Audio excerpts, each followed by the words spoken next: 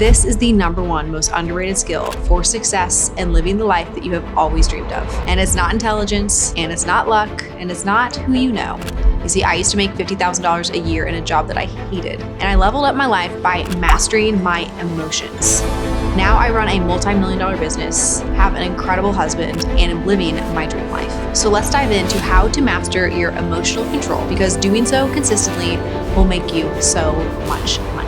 The number one underrated skill that is so easy to develop is the ability to be consistent. Nobody grows up and thinks, man, I can't wait to be an adult and become consistent. But consistency is what creates confidence in you. Consistency is what allows you to trust yourself. And once you trust yourself, other people will trust you as well. Consistency means no matter how I feel, I'm going to do it anyway because I've made commitments and I have responsibilities that I have to show up for.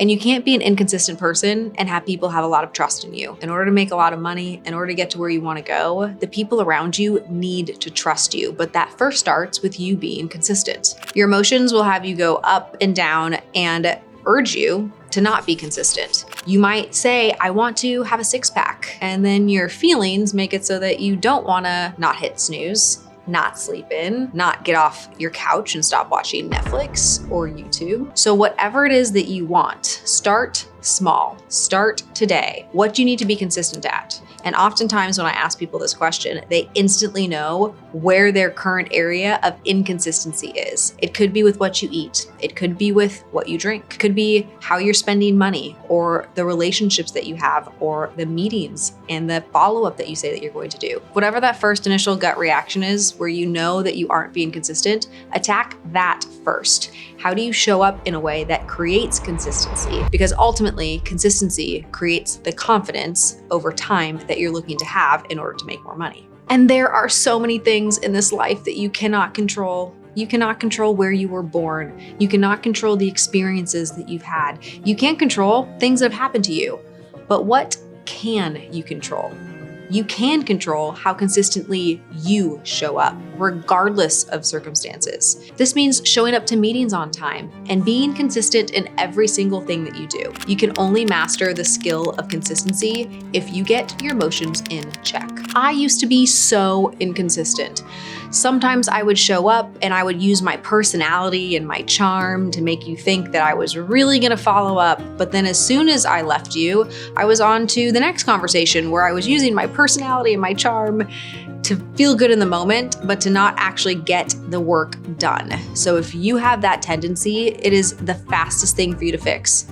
What you say you're gonna do, go do it. The second emotion that you have to master is what keeps most people stuck. Because you will lose in life if you take everything personally. You have to learn how to compartmentalize if you want to be successful. What's wild to me is on the exact same day that there is a huge win and there's something so exciting going on, there can be something terrible that happens. Somebody decides to quit. Maybe a customer is upset. Maybe an order didn't get fulfilled, or some connection point didn't happen with our bank account in our Shopify store. All sorts of bad things can happen at the exact same time that you're celebrating and wanting to keep momentum in another area. The more of these buckets that you can play in, the more successful you will be, because your day doesn't have to be ruined just because something didn't go well. You compartmentalize that. It's in a bucket. Okay, this initiative in my life is not making progress. However, there are other buckets that still need to make progress, and you can't just ruin the chances of those buckets making progress all because one bucket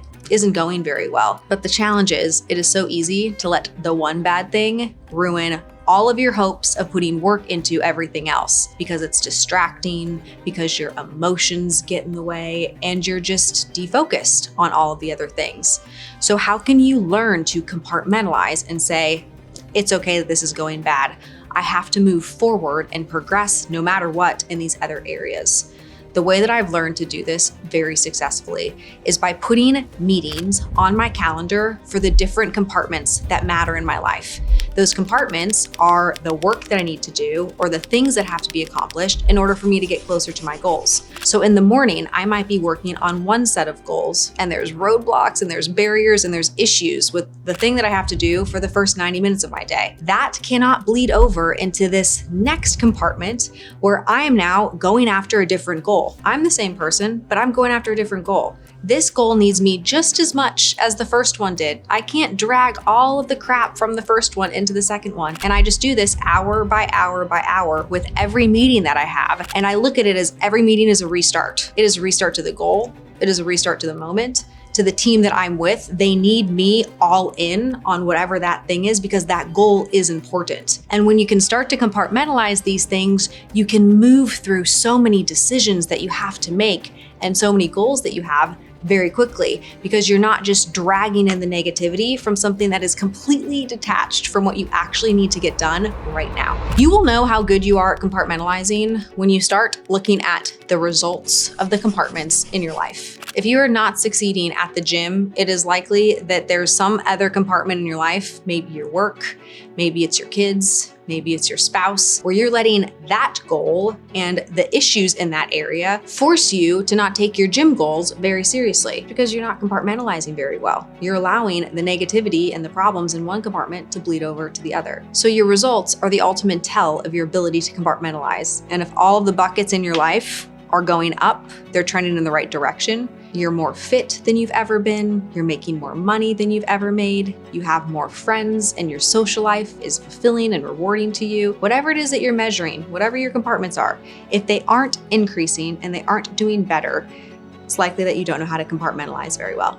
You know you're good at compartmentalizing if you're seeing results. Results equal money. If you're not making more money every year, then you know that you're failing at compartmentalizing and you're spending your time in the wrong buckets. My next tip, one of the best ones, is it's so important to regulate your emotions when you're at work. This is very controversial, but the only emotion allowed in the workplace is celebration. There should be no drama. There shouldn't be issues and problems and freakouts and gossip. None of that emotion is productive in business.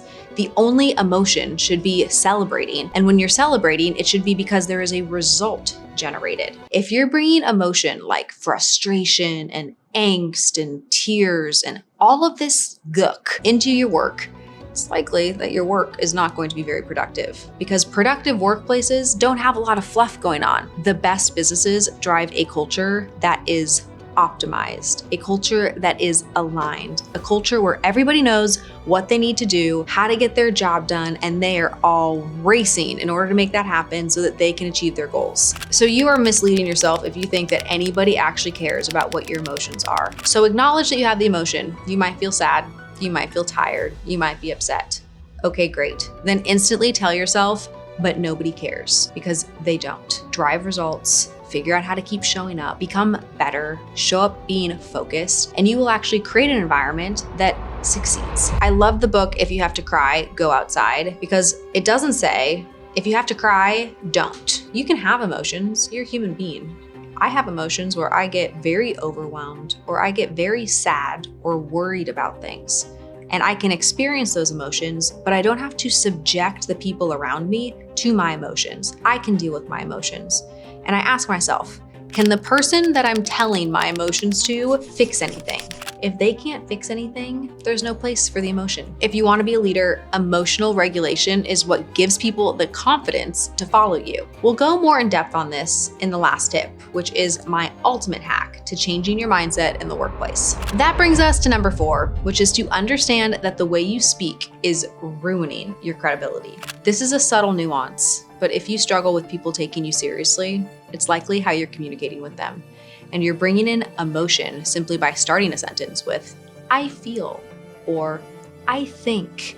It doesn't come from a place of certainty. It doesn't come from a place of confidence. So if you're struggling with this, audit the way that you communicate. If you find that you start many of your sentences with, I feel like it should be this, you should pivot that to, this is what the data tells us. If you knew that you had to start sentences with, this is what the data tells us, all of a sudden, you would have to provide data instead of your feelings. This little hack will make you more money, because oftentimes we do just make decisions based off of the way that we feel. And we don't consult any data. We don't do any research. We aren't diving deeper into the issues at hand outside of the way that we feel about them. So when you start your sentences with talking about data, it instantly increases your credibility. And in order to catch yourself before you just start vomiting all over somebody the way that you feel, take a pause. There is nothing more profound in communication than a pause. When you pause, you can quickly reflect and identify, do I have data to support the way that I feel, the thing that I'm about to say? If I don't have data, don't talk. Focus on the data and let the data make the decision, not your emotions in that moment. My fifth tip is all about handling relationships at work, and not the professional ones. Working with your boyfriend, your husband, your family member, or your partner could be the best decision you'll ever make, or it could be the worst. Everyone says you should never date a coworker, but what if you marry one? It is so easy to get emotional when you're working with your spouse or a sibling or your uncle or an aunt or your parents. Emotions can run wild. I know this personally because I have worked with my husband for almost a decade. I work with my brother. I've worked with various family members throughout my career, and it can be challenging. So if you do work with your family, this whole conversation around emotions becomes heightened because nobody wants to work in an emotional environment where you feel like you are part of a family business. I remember one specific meeting I was in with Brandon very early on in our relationship. And at that point, we had never had any issues. We were still in kind of the blissful phase. But in this meeting, he decided to pop off on me for the very first time. And I was shocked. I was so upset. I wish that he would have said these things to me somewhere else, not in front of a group of people. He didn't need to call me out in this way. And to be honest with you, I was just freaking pissed. But instead of getting pissed in front of everybody, I had to have the emotional intelligence and awareness of the group to not just pop off back at him. That would have been the wrong thing for me to do. Me just going off and being emotional would have decreased everybody's confidence in the two of us. So from my perspective, he stepped out of line a little bit. He was like not supposed to do that. That was not what the agreement was. But I didn't choose to take him on about it right in that moment. And this has been something that has worked so successfully for me over the years. If ever I'm frustrated with working with one of my family members, I pull them aside and handle them on it directly. I'm not gonna subject everybody else in our company to the emotions that I might have with a family member. It's not to say I don't have emotions. Sometimes something might hurt my feelings. The way something's addressed, a decision that's made, I might not be okay with. I'm not gonna subject our team members to having to pick sides. Brandon and I gotta handle that stuff together. We're gonna handle it in private. Then we're gonna come back to our team and be a unified front. We don't call each other out. We're not gonna cause problems because nobody wants to be a part of a workplace where that level of toxicity or that level of drama exists. Keep in mind that if you're in a relationship in the workplace, it can be seen as having an unfair advantage. That's just what perception will be. But your circumstances are no different. Having the upper hand with family money or being born with privilege, your unique circumstances are like your fingerprint. You can't wish that they are different. They are what they are. You get to make the choice to celebrate the fact that you get to work with your partner and find success together. You chose this, but it doesn't mean that you have to subject everybody around you to your ups and your downs. Keep it professional, make great decisions, get in alignment behind closed doors so that you can present a unified front to everybody around you. Strategy 6 is to understand that people will doubt you, they will label you, and they will underestimate you, but they can't ignore results. A hard truth I wish I knew way earlier was that you can outwork any stereotype. For the longest time, my perception of my stereotype is what held me back. I assumed that every single person that met me thought that I was a trophy wife, thought that I was a gold digger, thought that I was just some dumb blonde who didn't know what she was talking about. And my own perception of these stereotypes is what held me back. Because if I'm assuming that everybody is thinking this about me, what's the point of working hard or trying or overcoming stereotypes, because people are gonna think these terrible things anyway. It doesn't matter what they think. What matters is what I think. What I know is my greatest contribution is when I am driving something specific forward, when I'm taking on a large goal, a significant project, and I am creating results. That's what makes me happy. So regardless if somebody assumes that Brandon is the person who created all of my success, doesn't really matter, because I know who I've had to become in order to get to where I'm at. And those stereotypes are gonna be there no matter what. People might think I'm smart, they could think I'm dumb, who cares? Someone could think I'm pretty, somebody could think I'm ugly, who cares? Somebody could think that I would never be successful without my husband, or I'm only successful and he holds me back. doesn't matter. They don't actually know anything about me. They don't know anything about my relationship, and that is the same for you. And the real truth is, no one's really thinking that much about you anyway. So you going after the results that you want to create and the impact that you want to make in this world is the only thing you should focus on anyway. People's thoughts will come and go, their perspective will come and go. You making a difference is literally the only thing that matters. And the only thing that you should get emotional about is the fact that you haven't made a big enough difference. So you need to get your ass up and get back to work. That brings us to the final tip for controlling your emotions, which is to let people judge and label you. It is crazy how men can get called a boss while women get called a bitch when they are acting the exact same. To be honest, I'm fine with being called either one. If you want to call me a boss, super cool. If you want to call me a bitch, whatever. I don't really care because these labels don't matter. Because what really matters is, are you effective? The labels and the things people say about you really does not matter. And it's okay that there might be some hypocrisy around being called a bitch if you're a woman and being called a boss if you're a man. We as women don't need to care about that because all we have to do is be effective. Now, if you actually are a bitch because you're rude to people, you don't care about people's feelings, you just ramrod your way through life and through people, then maybe you should fix that.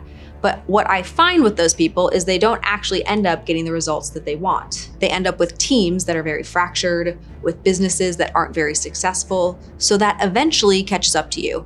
But if you're called a bitch because really you are effective and you are direct, don't even bother with being frustrated by that, because at the end of the day, you're getting the job done, which is what matters. I learned this little trick from Elena Cardone. I cannot take any credit for this. I stalked her YouTube before I ever met her, and she reframed being a gold digger. She had been called a gold digger by lots of people, and it really bothered her for a while until she reframed it. And her reframe was, yes, I do dig for gold in every relationship, and I dig for gold in myself. So being a gold digger actually is not a bad thing when you redefine it like that. She's actually proud of that because she knows that she's not just in some relationship in order to make money or have financial security. She's in a relationship where she's created love and a true partnership and a real bond. She's not insecure about her relationship, but this label sounded bad. So she just reframed the label. I dig for gold in people, and that is a beautiful thing. So if you're being called a bitch or some label that you don't like, that frustrates you, that might get under your skin, figure out a reframe for that. If it's being called a bitch, reorganize your brain to say, hey, that actually means that I'm being direct and decisive. Direct and decisive are fantastic characteristics. Being able to reframe labels and truly master your emotions is just the first step to getting everything that you want in life. What's holding you back likely isn't just your mindset, it's probably your habits too. So watch this next video on the 9 habits you need to learn to be part of the top 1%.